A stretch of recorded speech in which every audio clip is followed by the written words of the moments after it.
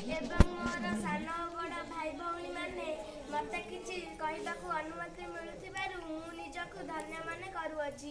ଆଜି 26 ଜାନୁଆରୀ 2023 ମସିହା 74ତମ ସାଧାରଣତନ୍ତ୍ର ଦିବସ।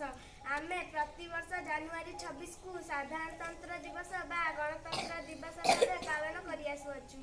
1950 ମସିହା ଠାରୁ ଯଦି ମୁଁ ଏହାର ଇତିହାସ କହିବାକୁ ଯାଉଅଛି, ସେଦିନ ଥିଲା 1930 ମସିହାର ଜାନୁଆରୀ 26 ତାରିଖ ରାତିର କଂଗ୍ରେସ ଲାହୋର ଅଧିବେଶନ।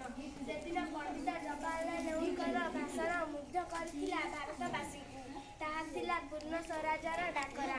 ଇତିମଧ୍ୟରେ ଆମ ଦେଶର ଅକ୍ଳାନ୍ତ ପରିଶ୍ରମ କରିଥିବା ସ୍ୱାଧୀନତା ସଂଗ୍ରାମୀମାନଙ୍କର ପ୍ରଶଂସା ଯେତେ କଲେ ବି ଅତୃପ୍ତି ହେବ ନାହିଁ।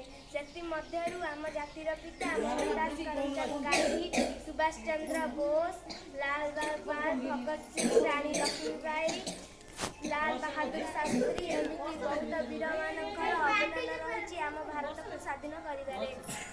ଏହି ବୀରମାନଙ୍କର ଦତ୍ତ ମନୋବଳ ଏବଂ ଅକ୍ଳାନ୍ତ ଯୋଗୁଁ ଆମ ଭାରତ 1947 ମସିହା ଅଗଷ୍ଟ ମାସ 14 ତାରିଖ ମଧ୍ୟରାତ୍ରିରେ ସ୍ୱାଧୀନତା ଲାଭ ପାଇଲା। ଆମେ 1947 ମସିହା ଅଗଷ୍ଟ 15 ତାରିଖକୁ ଦେଶ ସ୍ୱାଧୀନ ହୋଇଗଲା।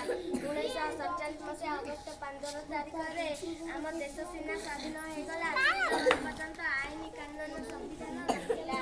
ତେଣୁ ଡକ୍ଟର ଭୀମରାଓ ଆମ୍ବେଦକରଙ୍କ ଅଧ୍ୟକ୍ଷତାରେ ଏକ ଟିମ୍ ପ୍ରସ୍ତୁତ ହୋଇ ଆମ ସମ୍ବିଧାନ ଲେଖା ଆରମ୍ଭ କରିଦେଲେ।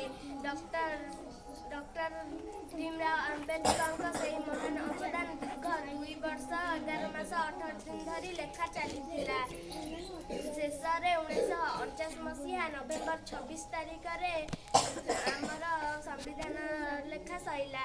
କିନ୍ତୁ 1950 ମସିହା ଜାନୁଆରୀ 26 ତାରିଖରେ ଆମର ସ୍ୱୀକୃତି ଲାଭ ପାଇଲା ସମ୍ବିଧାନ ଲେଖା।